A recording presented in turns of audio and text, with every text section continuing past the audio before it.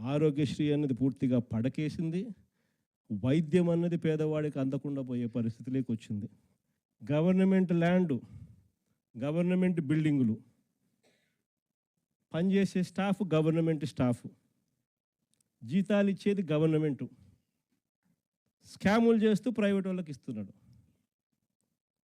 ఉట్టి జీతాలకే ఆ మెడికల్ కాలేజీలలో సంవత్సరానికి నెలకు 5 కోట్ల రూపాయలు ఒక్కొక్క కాలేజీలో అవుతుంది.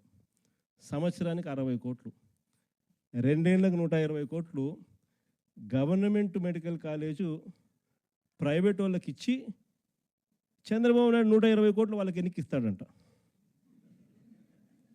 ఇది ఎక్కడైనా మీరు విన్నారా? గవర్నమెంట్ది ల్యాండు, గవర్నమెంట్ది బిల్డింగులు, గవర్నమెంట్ స్టాఫు, జీతాలు ఇచ్చేది గవర్నమెంటు, నడిపేదేమో ప్రైవేటు, లాభాలేమో ప్రైవేటు కంట. ఇట్లాంటి దారుణమైన స్కాములు చేస్తే మేము అధికారంలోకి వచ్చినాక 2 నెలల్లో బొక్కలు వేస్తానని చెప్పిన.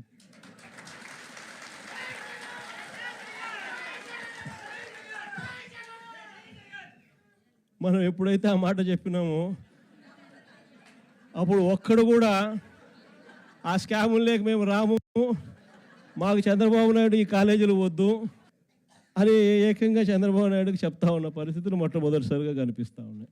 వ్యవసాయం గురించి నేను చెప్పాల్సిన పనుల, ఏ పంటకు గిట్టుబాటు ధరలు రావడంలా, ఎక్కడ చూసినా దళారీ వ్యవస్థ, చివరికి ఎరువులు కూడా బ్లాక్లో కొనుక్కోవాల్సిన పరిస్థితిలోకి మొట్టమొదటిసారిగా రాష్ట్రంలో చూస్తూ ఉన్నాం. మన ప్రభుత్వ హయాంలో ఉన్న ఆర్బీకేలు ఈ పొద్దు తెరమరుగైనాయి. మన ప్రభుత్వం హయాంలో ఉన్న ఈ క్రాప్ వ్యవస్థ ఈరోజు నీరు గారిపోయింది. మన ప్రభుత్వ హయాంలో ఉచిత పంటల బీమా ఈరోజు కనపడకుండా పోయింది. మన ప్రభుత్వ హయాంలో ఉన్న సీజన్ ముగిసేలోగానే సీజన్లో జరిగిన నష్టాన్ని మళ్ళీ తిరిగి రైతులకు ఇస్తున్న ఇన్పుట్ సబ్సిడీ ఈరోజు కనపడకుండా తెరమరుగైపోయింది.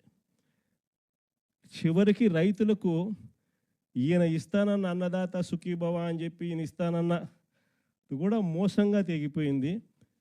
సంవత్సరానికి 20,000, 2 ఏళ్ళకి కలిపి 40,000, ఇచ్చింది 10,000, 30,000 ఎగనామం.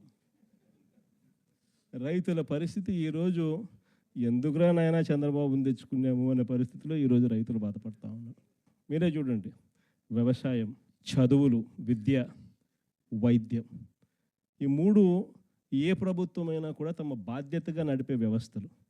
3 వ్యవస్థలు పూర్తిగా కుప్పకూలిపోయినాయి.